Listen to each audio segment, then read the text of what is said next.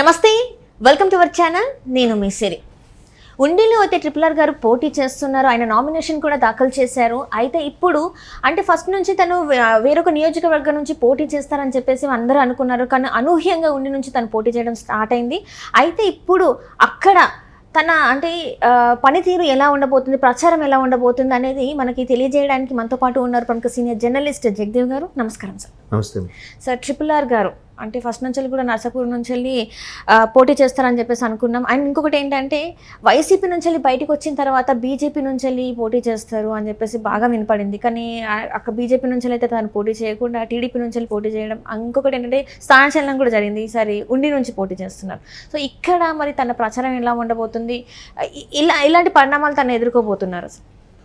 రాజుగారు RRR యాక్చువల్గా రఘురామకృష్ణరాజు గారు అనేవారు, ఎప్పుడైతే RRR మూవీ రిలీజ్ అయిందో అప్పటి నుంచి లేదంటూ సోషల్ మీడియాలో ఈ విధంగా ఆయన పర్సనల్ ఛానల్లో రావడం RRRగా బాగా ప్రసిద్ధి చెందారు.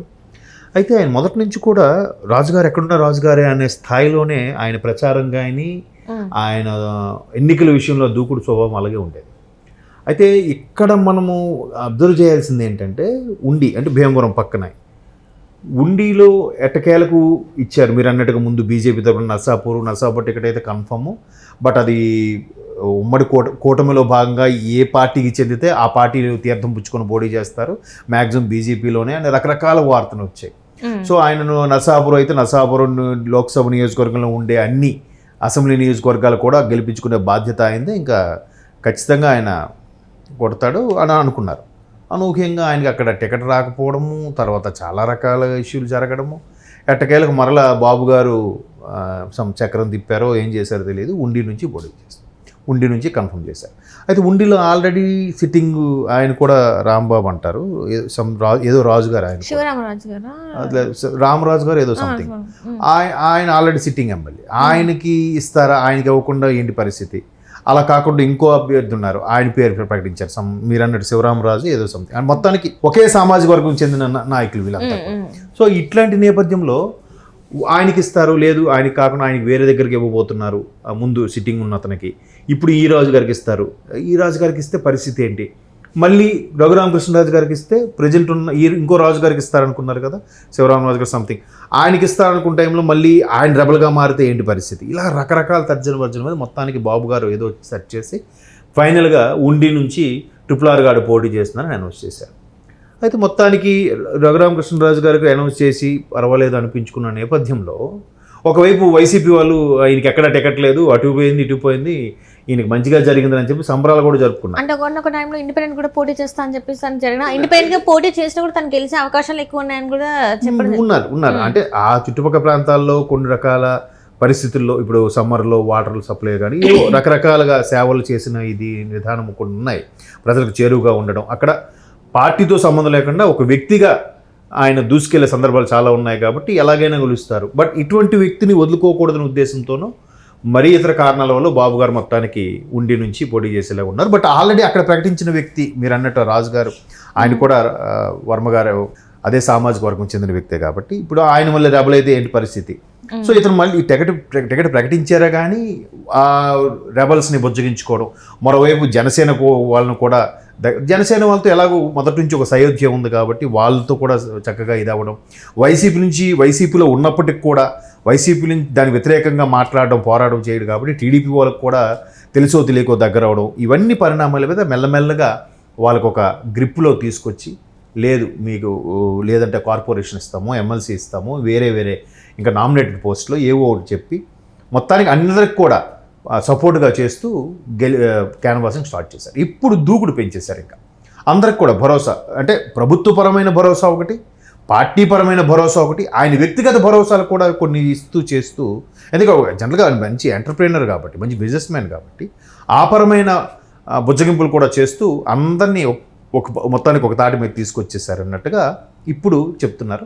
జనసేన వాళ్ళు కూడా చాలా సఖ్యతగా అందరితో పాటు కలిసి పనిచేయడం, వెళ్ళడం, ఈవెన్ టీడీపీ వాళ్ళు కూడా ఏదైతే ముందు అనుకున్న రాజు గారికి ఇవ్వలేదు కాబట్టి ఆయన ఎక్కడ రెబల్ అవుతారని ఇప్పుడు ఆయన కూడా ఈయనకి ఒకే సామాజిక వర్గం చెందడం వల్ల, లేదంటే ఇతను మంచిగా అందరికీ కలుపుపోవడం వల్ల కలిసి పనిచేసేలాగా ఇది అవుతున్నారు. అయితే గతంలో నర్సారావుపేట లోక్సభకు సంబంధించి పోటీ చేస్తారనుకున్న వ్యక్తి అప్పుడు ఆ 7 అసెంబ్లీ నియోజకవర్గాలు కూడా గెలిపించే బాధ్యత తీసుకునేవారు. ఇప్పుడు ఒక్క ఉండి అసెంబ్లీ నియోజకవర్గం కాబట్టి మిగతా బాధ్యత తీసుకుంటారా లేదా అనే సందేహం చాలా మందికి వచ్చింది.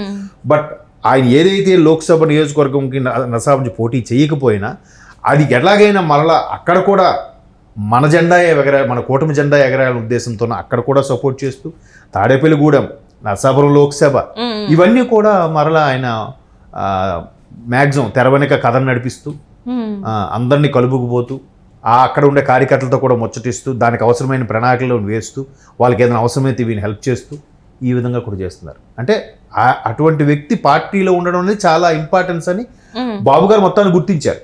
బీజేపీ నుంచి ఎందుకు ఇవ్వబడలేదు అనేది వేరే విషయం. మేబీ బీజేపీ కూడా చెప్పిందేమో మేము ఇక్కడికి ఇవ్వట్లేదు, మీరు ఆయనకి ఏదో ఒకటి అసెంబ్లీదైనా అడ్జస్ట్ చేయండి అని చెప్పారేమో. వేరే ఇతర కారణాలు ఏవో అని ఉంటాయి. మనకేంటంటే కొద్ది ఎలక్షన్స్ అయిపోయిన తర్వాత ఆ విషయాలు ఏంటని తెలుస్తాయి. ఎందుకంటే ఎంపీగా ఉన్న వ్యక్తి అక్కడికి లోక్సభకి వెళ్ళే కన్నా అక్కడ ప్రశ్నించడానికి బీజేపీ సెంటర్లో హేమీలు ఉన్నారు. బట్ ఇక్కడ రాష్ట్రంలో ఖచ్చితంగా మంచి గట్టిగా ఫోర్స్గా ప్రశ్నించడానికి చేసేవాళ్ళు ఉండాలి కాబట్టి ఆయన మరలా రాష్ట్రం వైపు మరలించారేమో బీజేపీ వాళ్ళు. దాన్ని బాబు గారు గ్రహించి సరే ఇటువంటి గట్టిగా మాట్లాడే వ్యక్తి అన్ని రకాలుగా సపోర్టివ్గా ఉండే వ్యక్తి మనకు అవసరం అని చెప్పి ఉండి తరపున పోటీ చేస్తున్నారేమో తెలియదు కదా. మన రాబోయే రోజులు అది కూడా క్లారిటీ వస్తుంది. సో అలా చేయడం వల్ల ఇప్పుడు ఆయన ఖచ్చితంగా ఆయనకి ఇచ్చారు కాబట్టి, ఆయన నామినేషన్ వేశారు కాబట్టి, సో ఆయనకి ఇవ్వనిది ఏదైతే ఉందో నర్సాపురంకు సంబంధించి ఆయన ఇంపాక్ట్ ఏదైతే ఉందో ఆయా ప్రాంతాల్లో మళ్ళీ ఈయన ఎంక్వైరీ చేసి ఎలాగైనా అక్కడ మన కూటమి గెలవాలని ఒక తాపత్రయం, అలాగే తాడేపల్లిగూడెం కానీ భీమవరం సరౌండింగ్స్ కానీ ఇవన్నీ కూడా ఆయన సరౌండింగ్స్ ఉండే నియోజకవర్గాల్లో కూడా కూటమి అభ్యర్థులే గెలిచేలాగా ఆయన ప్రతిదానికి హెల్ప్ఫుల్గా ఉంటున్నారు, హెల్ప్ చేస్తున్నారు, అన్ని సామాజిక వర్గాలతో కూడా కలుపుకుపోతున్నారు. మరి ఇక్కడ ఇప్పుడు RRR గారు ఇప్పుడు ఉండి నుంచి పోటీ చేస్తున్నారు, అక్కడ మరి వైసీపీ నుంచి పోటీ చేసే అభ్యర్థి పరిస్థితి ఎలా ఉండబోతుంది, వాళ్ళు ఎలా ప్రచారం చేసుకోబోతున్నారు? అక్కడ ఇంకోటి ఏంటంటే గొప్ప విషయం, అక్కడ కూడా ఆయన నరసింహరాజు గారు ఎవరు అంటే మొత్తానికి అదే సామాజిక వర్గం చెందిన నేతలు అవడం వల్ల రఘురామకృష్ణంరాజు గారికి ఉన్న నేము ఫేము మిగతా వాళ్ళకి అంత లేకపోవడం వల్ల వీళ్ళు మాట వరుసకే కేవలం రాజకీయ పరంగానే పార్టీలు వేరైనా అలా పోటీ చేయాల్సి వచ్చింది చేస్తున్నారు. కానీ